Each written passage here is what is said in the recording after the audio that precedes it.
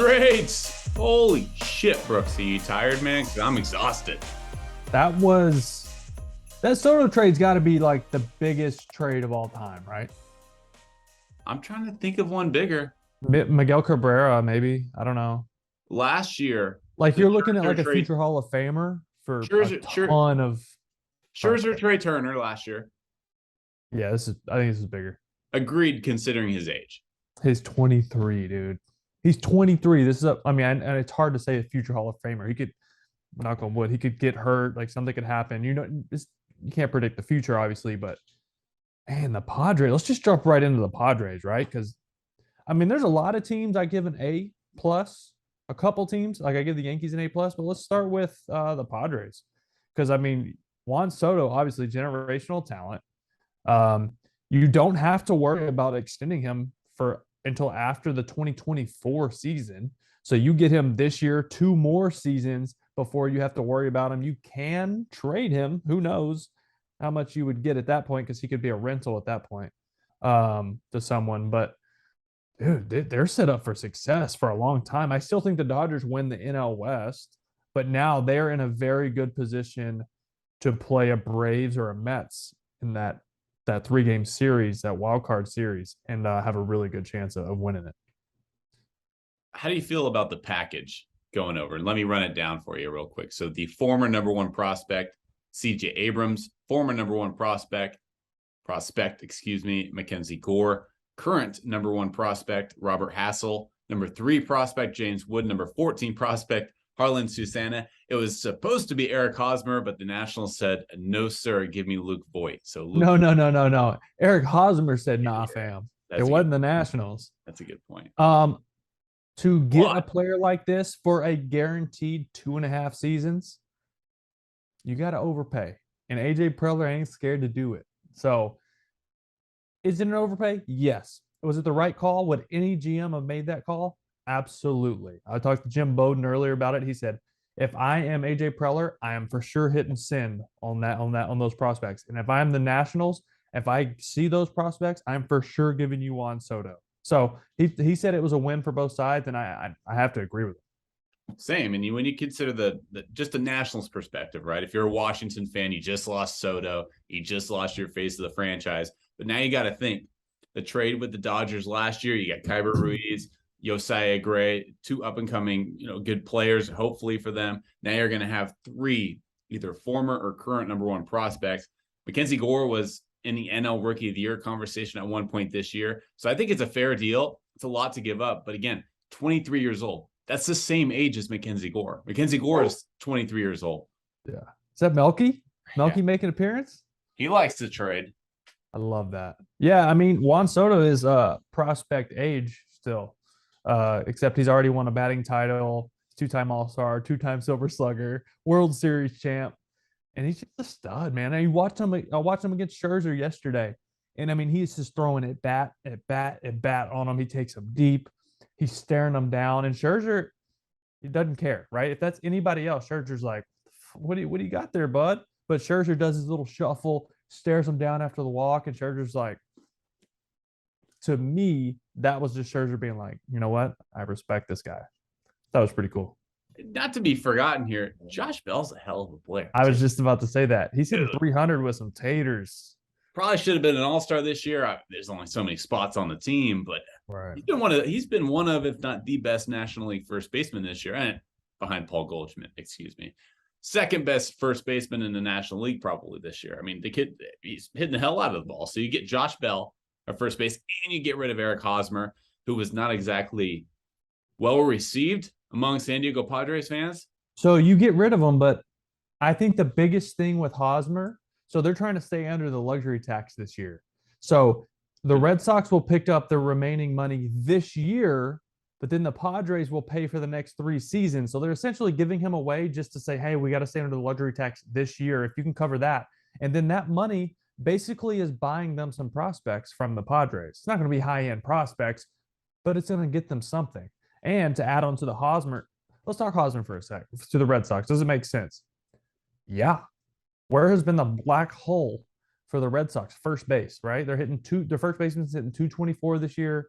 660 OPS, which is like fifth worst in all of baseball for first baseman. You're the Boston Red Sox. That can't happen in that division. That's why there's a good chance there. That's helping you be in last place in the AL East. Not, I know you're hurt, injuries, this and that. I know Hosmer's an upgrade over Bobby Dahlback. Hate to say it, I don't want to say it. But if Bobby plays every day, I think he can still hit you 30. They just don't have enough faith in him to play him every day. They just don't. Franchy Cordero has hurt them defensively in the outfield and the infield. So this is an upgrade. Let's be honest. Like 112 OPS plus for Hosmer. Not great, above average though. Bobby Dahlback's like 76, and I think Franchy's 82. So it's an upgrade all the way around. Tristan Cassis, their big prospect in AAA, who's supposed to be the next coming and best first baseman, DH guy. He smacks. He can play defense. He went to the same high school as Eric Hosmer, American Heritage here in Plantation, Florida, right down the street from me. All right. They hit together in the offseason. They know each other well. There's a mentorship in the works right there. So that's pretty exciting right there.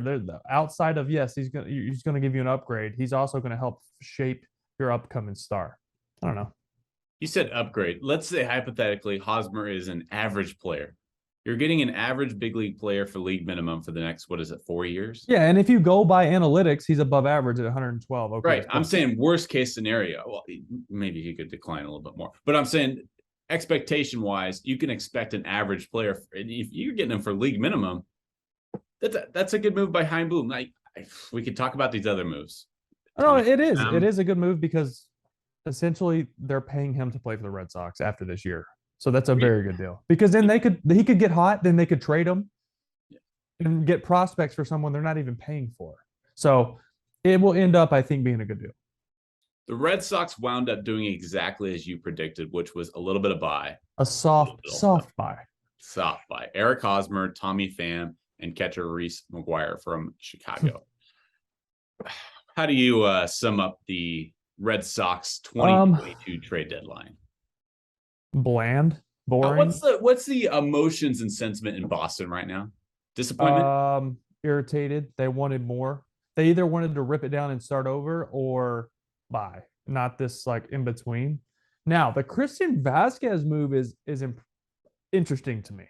So they got the Astros 12th and 18th prospect, I believe, which you think, oh, that's not great. But, numbering prospects, it only means so much. There's so many guys that aren't even in the top 30 prospects that end up being all-stars in the big leagues. Let's be honest. And I was a number one prospect for the Red Sox, and I got hurt and couldn't perform anymore. Like, that's part of the nature of the beast, right? You just never know. But I think we're gonna stay. What'd you say? I was unranked. You were unranked? By who? Myself. Myself. All right. So I want you to mark my words here. Christian Vasquez re-signs with the Red Sox in the winter on a 2-year deal. Yeah, the likelihood it's pretty likely. He did not want to leave. 2 months isn't enough to make him fall in love with this other. And Martin Maldonado, if he plays 90 games, I believe, he taps into an option for next year that they will have to pick up because he's playing a certain amount of games. So that option will kick in for next year. So they're still going to have him. Vasquez is not a platoon player. He's not a backup. Maldy's very good defensively. Very good. Knows their pitching staff in and out. They have a really good pitching staff, but he swings a wet New York Times, right? He hits 170. Christian's going to hit 280 plus. Not going to have a ton of power, but he's going to have some thump. Will probably hit you 10 to 15 home runs and drive in 75. That's very good there's 2 catchers in all of baseball with a 750 OPS and at least 70 games started behind the plate. Christian Vasquez, JT Realmuto. That's it. That's pretty elite company to be in as a catcher. So Kirk, not Captain Kirk? No, I guess not. I don't think he met that minimum games. Yeah.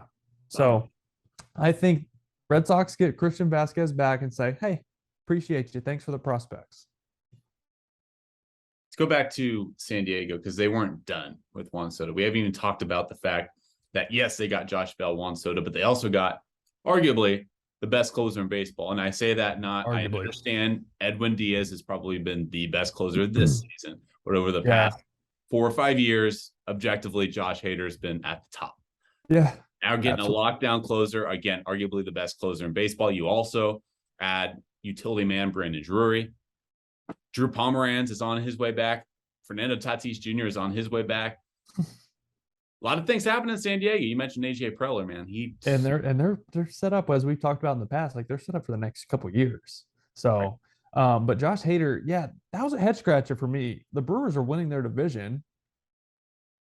I mean, did you see the interview with Devin Williams today? I was just about to ask you that. Dude, he was in tears and he was like almost in tears and couldn't come up with the words to say. And he was clearly pissed and sad. He had mixed emotions on it. But you can't tell me he's the only guy that feels that way. That clubhouse has got to be like, dude, what are we doing? We're in first place and you give away our best high leverage arm? What? Devin, just sort of, what was your reaction when this came down yesterday?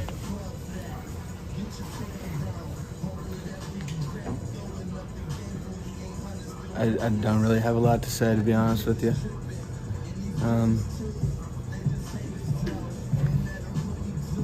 I don't know. Is it just because it's part of the business and surprise or? Yeah, I was surprised.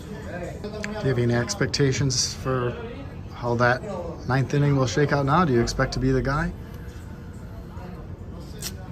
I don't know. I guess we'll see what happens. Tough business sometimes, huh? You could say that.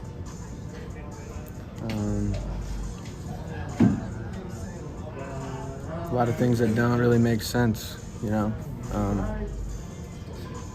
I don't know. I want to win. That's really the biggest thing to me. I don't really have much to say about it. What are we doing? This is a team that doesn't swing the bat well. They're not a good offense. They rely on pitching. So why do you give that arm away? I get, like, I'm looking, the Rogers kid can close. I get that. He was second behind Hader in saves this year. I get that. Devin Williams can close. He's got a 1.6 with that airbender, right? I know he's good. But why do you break up this team to, oh, well, we're looking, the next couple years to build our win now?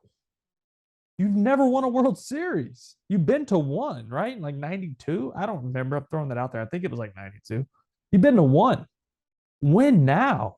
Closers like that don't grow on trees. I know they're saying like he's regressing a little bit.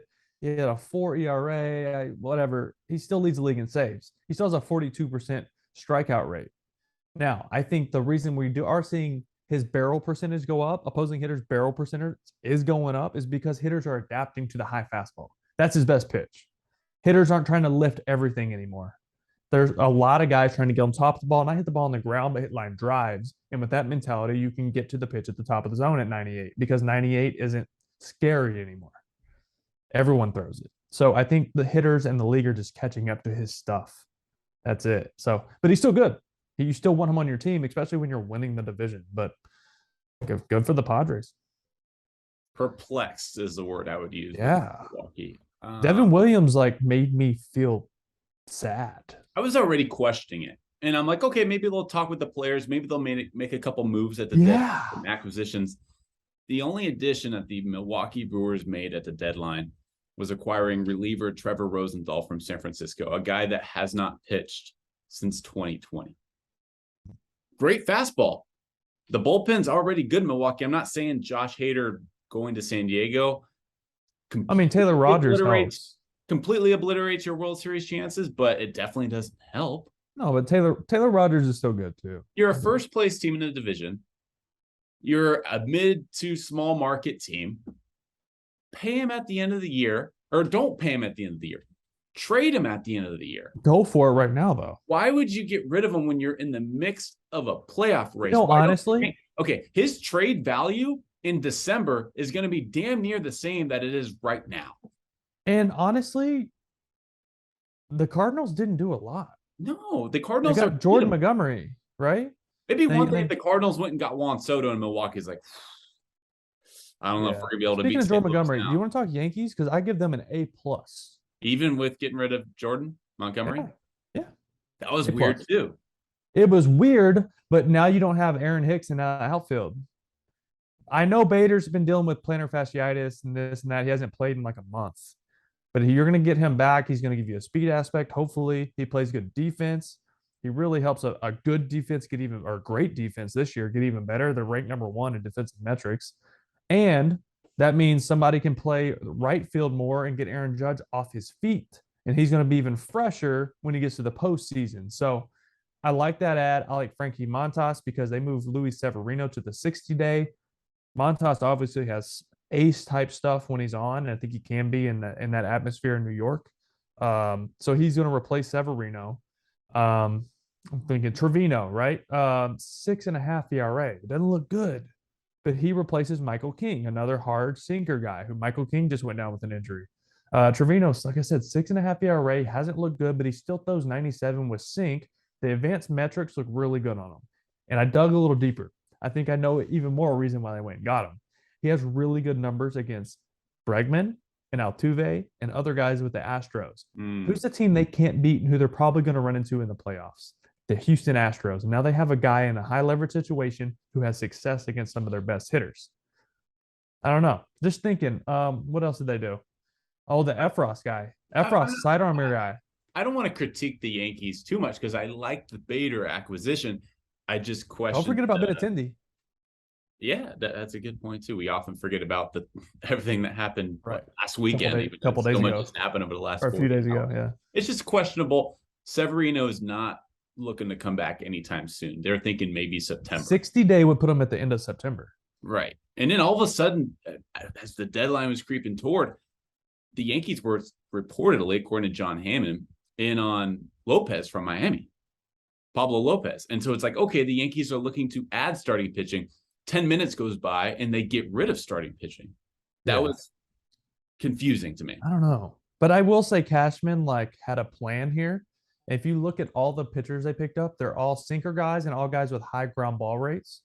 They have the best infield numbers, metrics in all the games. So so if you're giving the ball on the ground and you're very good at catching ground balls, that's going to help you win. Also, what about their ballpark hurts you as a defense? Fly balls, right? Hitting the ball in the air. So all the guys you got, keep the ball down, keep the ball in the ballpark. I think they got better. Domingo Germán is going to be their 5th starter. Right. You can eat that to have a center fielder for 2023 in Bader.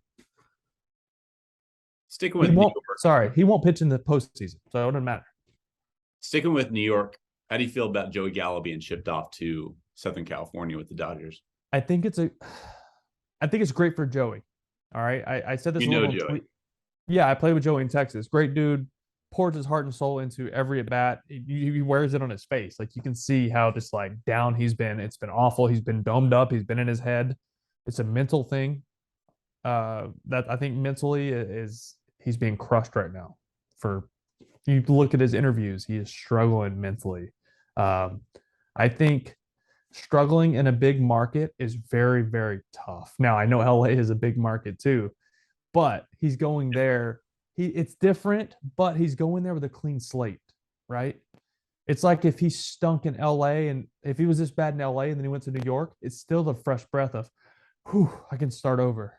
Like he gets to start over with a new team. Now, I don't know how much sense it makes for the Dodgers. I think he can maybe be a really good pinch hitter, maybe. Because Bellinger's kind of the same type player, can play decent defense. So he's going to strike out, walk, or hit a homer. So I don't know how much. It's just depth. And I think he's a thumper, and they're hoping maybe that if he catches fire, he can carry the team when he's hot. Yeah, I mean, with Chris Taylor out for seemingly the year, you plug in Gallo in left field. Now you have options with Bellinger, Mookie, and Gallo in the outfield. He's a good defender. Very good defender. They had been plugging in Trace Thompson, James Outman, Zach State, Stingers. They still can plug in Thompson because now they have a platoon guy with them if they want. Right. Yeah, absolutely. It depends on who's hot. So the more options you have and you have options that can hit the ball 540 feet, great. If you're the Dodgers too, I mean, it's a win-win scenario, right? Like if he performs, amazing. If he doesn't perform, he didn't give up much, I don't think they have expectations for him to carry them. I think they expect him to hit a couple big homers for him. I think he will be on their playoff roster, honestly. And off the bench, defensive guy, a bat that can he might come in and strike out, but he can also hit a ball out of the stadium and change the game. So Let me roll through a couple of these and stop me when you got something to say. Deal? Deal. Obviously, it started with Luis Castillo going to Seattle. The Rays, David Peralta. Trey Mancini to the Houston Astros. Astros also acquired Christian Vasquez. Oh, I got something on Mancini. I think this is a great move. Great move. We know he can be an impact bat in the middle lineup, but I think most importantly, he can play some first base. Yuli Gurriel has been better lately, but he's had a tough year. He's hitting like 240. For him, that's down. So he can plug in at first. He can play left, and that's the biggest thing. Yordan Alvarez can DH more. The more he DHs, the more the smaller chance there is he gets hurt, because that body in the outfield that has injury written all over it, you need that bat in the lineup. So Mancini helps him in that case. They also added Will Smith from the Braves, a very solid lefty reliever. Right. The Braves acquired Jake Odorizzi for Will Smith, which was kind of a minor move, but could play huge dividends. Odorizzi's been throwing the ball really well his last couple starts. The Twins had a very quietly solid deadline with Jorge Lopez, Tyler Mahle. Yes. Was it Michael Givens that's going to Minnesota? Givens, yep. So, reliever. Bolstered the bullpen, added a starting pitcher. The starting rotation needed. They got better, and the Chicago White Sox didn't really do anything. Did you hear the soundbite from their general manager? No. He said, if you're feeling disappointment, I'm paraphrasing. If you're feeling disappointment as a fan, so am I.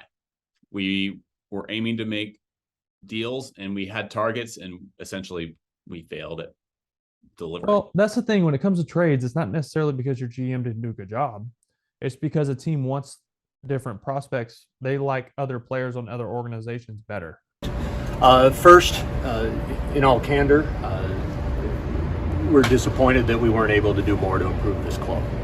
I think you saw a year ago at this time, you've seen it for the last several years, arguably the last couple of decades, that it's our nature to try to improve this club at any opportunity we have.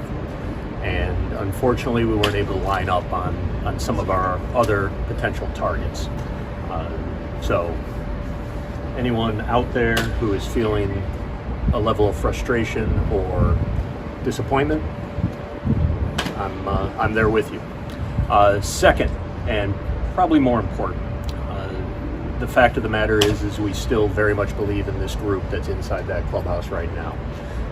We feel they are very much capable of playing better baseball than we've seen over the first few months, and that there's the makings of a potential championship team in there should they get to their accustomed levels of performance.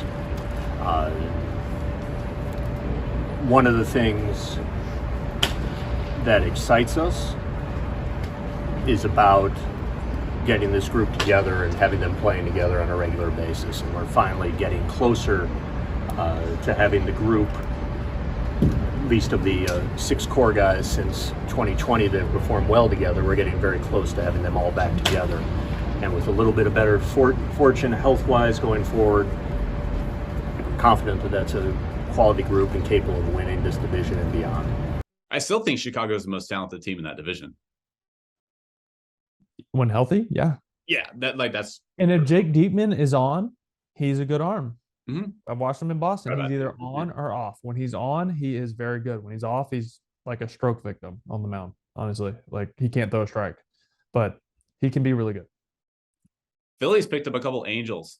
Brandon Marsh, who will be a much big-time defensive upgrade. Not sure what he can do with the bat quite yet. He's still young. Right. And Noah Syndergaard. Rotation's nice with Zach Wheeler, Aaron Nola, and now Noah Syndergaard. And then Cal Gibson right behind them. Those are 4 really, really, if not and solid, they got David Robertson in the bullpen. I'm pretty sure I saw they DFA'd Jerry's Familia as well, who's really struggled. I hate that for him, but it's kind of been the downfall of him lately. But they got rid of him. I saw they DFA'd someone else. I don't. Odubel Herrera. Oh, right. Yeah. Who's The been Braves, like right at the buzzer, the Braves added Raisel Iglesias from the Angels. The Angels just signed him to an extension before this year. The Angels, as if they didn't have enough shitty players on there. Oh, give me started. They got rid of him. They should have traded Shohei. They should have traded him, but he's too much of a cash cow for them. It's a business move to keep him. Period. It has nothing to do with him winning baseball games because he's making $4 million this year. I mean, he's making $40 million a year. You think they're going to be adding more talent? No shot. All right. Let's attach some labels. All right. Who's your biggest winner from the trade deadline? Padres. By far. Yeah. And second, I think the Yankees did really well. Astros didn't do a lot, but I think they helped themselves. They filled a void. Agreed. And then I think the Mariners made themselves a playoff team just by getting Castillo. You know, I thought this was an interesting point. Ben Verlander talked about the Reds being a winner. I'm like, because they didn't add anything except. No, they had a plan to sell, and they sold really well. They got a haul for Luis Castillo from Seattle. They're number 1, 3, and 5 prospects. Then they got a haul for Tyler Mahle as well. That was their plan. They got some prospects. So yeah. Speaking of sticking to the plan, the Orioles, we talked about this. They stuck to their plan. Yeah, they didn't add. They didn't. They sold high on Jorge. Right. I just Jorge Lopez. Sorry, I blanked on his last name, and then Mancini. But the Orioles are still a good team. That's just they're not a World Series contender this year. Like they're not going to play well in the postseason. So continue to build and build and build. And a year or two, this team is going to be really good. There will be a point, maybe even next year, where we see them buy. This year wasn't the time. Not in that division. Yeah, I think the biggest winner for me was definitely San Diego. Just when you you got the best closer in baseball, in my opinion, over the last few years. And now you get a 23-year-old kid. Even if you don't extend them, you got him for 2 years. Man, their World Series chances just skyrocketed. Well, you think about a clubhouse when a big trade is made. So we talked about the Brewers and how that clubhouse was like, shit. And they're in first place, right? They're winning. And they're like deflated. The Padres didn't really need a pick-me-up, but they got it. They did, though. That lineup, yeesh. Yeah, but there's a lot of teams that get carried by their pitching. The Brewers, and they gave away pitching. I mean, the Padres have 3 legitimate superstars in their line. Like 3 legitimate, superstars. Yeah, they're going to cost about Tatis, Soto, Machado. What? Who's your biggest loser from the trade deadline? Oh, man. I think the Cardinals could have done more. I'm thinking, man, biggest loser. I've just been thinking winners. Toronto for me. Ooh, great call. Now, Merrifield could help them, and I think Anthony Bass filled a hole for them, in the late innings because he's been really good. Another ex-teammate of mine, by the way. It's a little ironic. We all thought that the vaccination requirement in Canada would help Toronto because there are certain players that are not vaccinated. So whenever they played in Toronto, there would be certain players that did not play. Well, as it turns out, when the trade deadline came around, now they did went and got Whit Merrifield, who came out and said he's not vaccinated. That will likely change. He probably accepted and guaranteed that he will get vaccinated. Clearly, yeah. Or else they wouldn't have made that deal. But I wonder if Toronto were going after certain targets because they needed starting pitching. They ended up getting Mitch White from Los Angeles, a very minor move. They really needed starting pitching. They needed bullpen. They kind of bolstered both. But for a team that fired their manager in the middle of the season while in a wild card spot, you're not expecting. You're hoping to win a World Series. Okay. Yeah. And they were White. They had the best odds coming into the season. I think them and the Yankees and the Dodgers, right? Mich White, Brandon Bass, and Whit Merrifield. I don't think that's who they had their. No, they want to outscore you. That's how they're going to beat you, right? They're going to beat your brains in with their bats. So I wonder if there were other players. I can almost guarantee you they called other organizations. And they weren't vaccinated. We want this guy, and they said, "Okay, will he be vaccinated?" And maybe that's a good point. You know what I mean? Like I didn't think about that. But I think it's a very small amount of players who aren't vaccinated at this point. If there was if there was still. any team in the American League that needed to make a deal, it was Toronto, and they did, but they, again, very low scale players. Yeah, I don't think they needed to get like a stud starting pitcher. I feel like they just needed like a solid number 3 or 4, right? Like they have Manoah, Gosman, Stripling's been good. Who am I forgetting? Ryu's out, Tommy John, Kikuchi stinks. Who am I missing? Oh, Barrios. Oh yeah, Barrios has been very up and down this Up year. and down, right? But if you good catch him starts, on the couple right bad. weekend, he's going to show. Yeah. Yeah, they could have used like a mid-rotation starter. Jose like a number- Quintana type player. Man, that's a good call. He would have been good. He would have been good. And then like I like the Anthony Bass move. I do too. I think he's sneaky, and he's played there before, so he's Jose Quintana reminds me too. By the way, the Pirates are a winner for holding on to Brian Reynolds. Oh yeah, because everyone was saying, well, the Pirates might get rid of Brian Reynolds. He's not a free agent for 3 more years. So if you're the Pirates and you get rid of Brian Reynolds, this team reminds to me. This team is kind of like the Orioles, in my opinion. Mm-hmm. They're a little further off, a little bit, but I feel like they're like 2 years away from us talking about them like we're talking about the Orioles right now. Like, oh, okay, they're right there. They just need a couple big pieces, but the rebuild is working. Like I like the pieces. I like the young kids they have. I know you have places to get to, but before we let you go here, Brooksy, Wilson Contreras and Ian Happ staying with Chicago. What are we doing? Why? Why? No. I don't understand. And I thought, I mean, there were clear matches. I thought Houston, but then Vasquez happened. So I was like, oh, they're out. All right. What about the Mets? Right? What about the Mets? Didn't happen. They're going with Thomas Nido, and then McCann's coming back from an oblique. But I feel like San Diego was an option too, but then San Diego went and got Soto. So what about Tampa? What about Tampa? Tampa and the Mets were the finalists for Wilson Contreras, but everybody's reporting that the price Tampa has an overload of pitching prospects too. I don't know if Tampa can really compete this year. We got David Peralta, but Peralta's good, yeah, but they're missing it. And they got rid of Brett Phillips. It's a Brett Phillips curse. Yeah, that's disappointing. Curse of Phillips. Yeah. It's a real thing. All right. Fun trade deadline. That was fun. Yeah, that was a blast. We'll do another pod next year. Next year. I will be going down to San Diego to watch Juan Soto in a San Diego Padres jersey. Oh, you're leaving tomorrow, huh? Yes, I am. August. How long are you going to be there? We're actually doing a Highway 1 trip. So we're going to be driving down the coast in the new Jeep convertible style. How far is it? Oh, it's a lengthy way. So we're actually driving down to Santa Barbara, and then aren't you like 7 hours from San Diego? Yeah. If you go down the Highway 1, it's taking you a good 10 to 12. So what we're doing is we're driving down to driving down to Santa Barbara, flying from Santa Barbara to San Diego. Why? So we don't have to drive another 6 hours. Just make a few stops. Good. Plenty of drivers. What is it? Diners, drive-ins, and dive spots out there you can stop at. Oh, there's one in Avila Beach. No, Pismo Beach that we saw. They're everywhere, especially in California.